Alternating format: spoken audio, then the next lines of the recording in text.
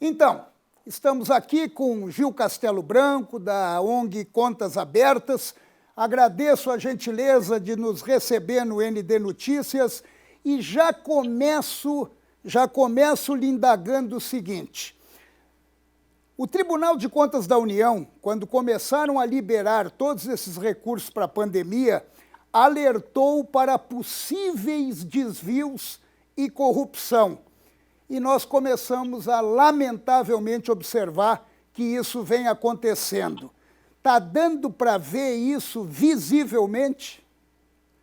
Com certeza, Paulo. Nós estamos vendo e até pensando que, em pouco tempo, talvez nós possamos ter um dos maiores desvios de recursos dos últimos muitos tempos. Veja só o governo federal já autorizou cerca de 513 bilhões para o enfrentamento ao Covid, não é? Então, se nós pensarmos que 3%, é um percentual até otimista, possam ser desviados, nós estamos falando de aproximadamente 15 bilhões de reais. 15 bilhões de reais é um valor maior do que aquilo que a Operação Lava Jato conseguiu recuperar em todos os anos da operação. Então, eu acho que, de fato, isso reflete o que nós estamos vendo, né? Já 3 secretários de saúde foram demitidos, fraudes em quase todos os tipos de benefícios. No auxílio emergencial, por exemplo, nós temos cerca de 640 mil pessoas, segundo a própria CGU, que estão recebendo e que não deveriam ter recebido. E não é só no auxílio emergencial, né? Nós estamos vendo na compra de respiradores, máscaras, álcool gel, toucas, enfim, é uma corrupção quase que horizontal. Eu digo que desta vez é interessante porque, na verdade, nós não podemos culpar um partido, um governador, um Estado. Isso está acontecendo de uma forma quase generalizada, o que nos obriga a fazer uma reflexão do que, de fato, o impacto da corrupção no Brasil, né? Também assusta ver que o corrupto é um sociopata, não é? Quer dizer, ele não tem remorso, ele não tem nenhuma preocupação em estar desviando recursos que poderiam estar salvando vidas, não é? Então, a situação é muito grave e só se combate isso, a meu ver, com transparência e controle social, porque, como isso está acontecendo generalizadamente, na prática é impossível o TCU, a CGU, Polícia Federal, conseguirem impedir que tudo isso esteja acontecendo. O melhor controle seria efetivamente o controle social, a transparência nesses gastos, e é o que já dizia um juiz da Suprema Corte dos Estados Unidos há mais de um século: a luz do sol é o melhor dos desinfetantes. Pois é, eu ouvindo você falar agora me deu um frio na barriga, porque deu a entender que a corrupção não está localizada num congresso, não está localizada num governo. A corrupção, ela contaminou, ela tomou conta de tudo e alcançou a todos. E ainda por cima há uma pressão para acabar com a Lava Jato. Pelo menos é isso que a gente está percebendo. Qual é a sua percepção em relação a isso?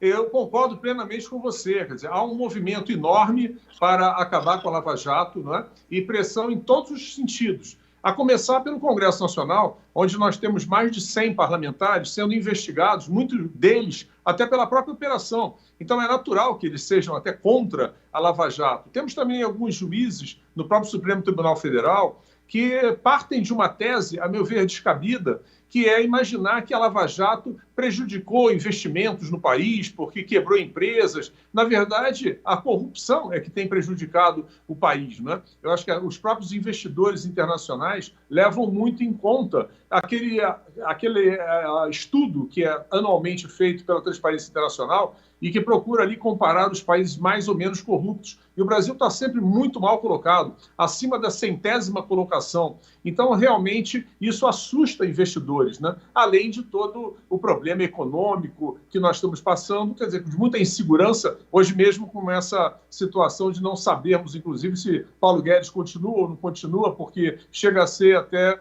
digamos, desmerecido até pelo próprio presidente da República, né? O senhor falou no STF, essa semana ele praticamente não, ele absolveu os envolvidos do Banestado, no caso Banestado, considerando parcialidade do juiz Sérgio Moro. Mas isso a gente pode jogar lá para frente, que de repente já é um alerta e um aviso que vão considerar a parcialidade do Moro, também nas condenações de Lula. Lula, que já saiu da prisão pelo STF, agora, de repente, pode ser alçado a candidato em 2022? Eu penso exatamente como você, não é? Eu acho que nós estamos caminhando para isso, porque, em primeiro lugar, houve uma desmoralização proposital dos procuradores da Lava Jato e do próprio juiz Sérgio Moro, com aquelas conversas que foram vazadas, que, a meu ver, não tinham absolutamente nada de comprometedor, mas que foram colocadas dessa forma, né? Nós temos também, depois, decisões, agora, no Conselho Nacional do Ministério Público, que poderiam ter prejudicado o procurador Deltan e outros dois, né? Mas que acabaram não sendo adotadas porque prescreveram, simplesmente por isso. Porque, caso contrário, nós teríamos, sim, uma condenação do procurador Deltan. E depois, agora, também teremos em breve esse julgamento da parcialidade ou não do juiz Sérgio Moro. E, pelo que nós vimos ontem, é muito possível, sim, que ele seja considerado parcial e que os processos, então, a começar pelo do Lula, sejam, de fato, retornarem para a primeira instância, a condenação, então, se desfaça e que nós tenhamos, então, uma leva enorme de outros processos, porque, naturalmente, se ele foi parcial com um membro do PT, é muito provável, então, dentro desse conceito, que ele tenha sido parcial também com outros, né? E nós teremos aí uma enxurrada de condenações que estariam sendo praticamente desfeitas, né? Enfim, é um conjunto de ações, né, que parecem convergir para um pacto pela impunidade, pela desmoralização da Lava Jato e pela volta daquilo que o Brasil sempre foi, o país do corrupto, o país onde os roubos são muitos e as penas são pequenas, o país onde o crime compensa. É lamentável isso. E o Tribunal Superior Eleitoral tomou uma decisão de uma distribuição equilibrada entre brancos e negros do fundo eleitoral. Uma atitude anti-racismo que, na verdade, está abrindo uma porta para fraude, no meu entender. Eu queria até lhe ouvir. Eu compartilho essa preocupação sua, porque, veja, no própria questão das mulheres, né, que se tentou ali abrir um espaço que é natural, né, para que as mulheres ocupassem o maior espaço na política brasileira, mas isso por si só já gerou uma série de problemas, porque houve ali aquelas situações em que algumas mulheres apenas foram escolhidas, né, para poder receber os recursos do fundo e depois devolverem esses recursos para os caciques. Então, talvez seja um processo semelhante a esse, em que vai acontecer isso até com os negros, né, o que é o que eu digo, na verdade, medidas que até poderiam ser positivas no Brasil, até voltando àquela sua colocação, né, de que nós temos que fazer uma reflexão sobre essa corrupção horizontal, isso aqui no Brasil acaba gerando desvio de recursos. Qual a sua opinião em relação a toda essa pressão contra o presidente Bolsonaro? Tem a ver também com a corrupção? Olha, o presidente Bolsonaro, ele se elegeu muito com base, inclusive, não só nas redes sociais, não é, mas também, eu digo, nesse discurso de um combate à corrupção.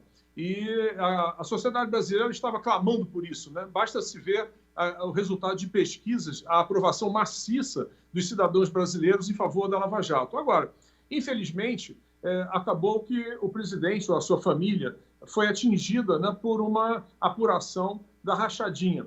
A rachadinha, é bom que se diga, que é uma prática aqui muito comum aqui no Congresso Nacional. Quer dizer, isso é claro que é reprovável, mas é uma prática muito comum. Não acontece só, né, com alguns familiares do presidente da República, né? Acontece com diversos parlamentares aqui, muitos de esquerda, né, mas que não tiveram essa mesma repercussão de que tem o caso do presidente da República. Alguns dirão, não, mas o fato disso acontecer com familiares do presidente da República tem realmente um fator maior, né? Mas o que se percebe é que houve, desde o início, desde a eleição, uma aversão muito grande à candidatura do senhor Bolsonaro, né? Havia uma predominância da maioria da imprensa brasileira em favor do outro candidato, né?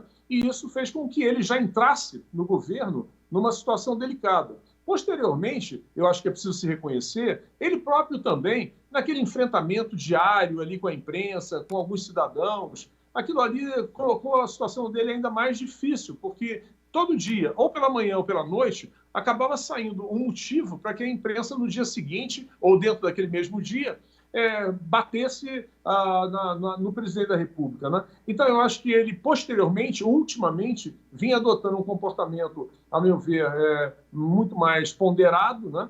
Até que houve novamente esse bate-boca com o jornalista e até mesmo, quer dizer, esse fato de tomar algumas certas posições, como a posição de, digamos assim, desqualificar um pouco o trabalho do ministro Paulo Guedes, né?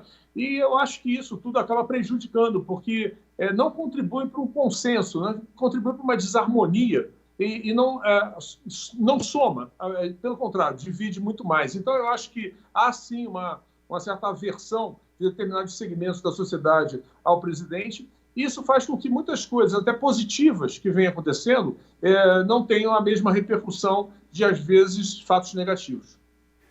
Gil, infelizmente o nosso tempo está praticamente acabando, mas eu não queria terminar sem antes lhe perguntar sobre a ONG Contas Abertas. Como ela funciona, qual a influência dela e qual a importância dela dentro desse contexto? Olha, a Contas Abertas, ela existe desde 2005, foi criada no sentido de fomentar a transparência, o acesso à informação, o controle social. Nós procuramos acompanhar sempre aqui o orçamento da União, aqui em Brasília, quer dizer, fazemos um papel ali de fiscais, digamos assim, pelo lado da sociedade civil do orçamento da União, e estamos sempre procurando envolver cada vez mais a sociedade. Agora, por exemplo, Paulo, já que você me der essa oportunidade, nós lançaremos agora, aliás, lançado já está, o curso começará em 7 de setembro, né? Um curso em parceria com a Universidade de Austin, no Texas, sobre como fiscalizar os gastos federais, estaduais e municipais. Então, o curso é gratuito, quer dizer, a pessoa pode entrar no site, inclusive, dessa universidade, né? E ali fazer a sua inscrição. E o curso demora só 4 semanas e as pessoas certamente irão ver que fiscalizar como os governos gastam o nosso dinheiro é muito mais fácil do que muitos imaginam. Gil, muito obrigado por todos esses esclarecimentos e vamos torcer para que a gente consiga virar essa imagem tão ruim que nós estamos carregando. Um abraço forte para você. Um abraço, é sempre um prazer estar com você, Paulo.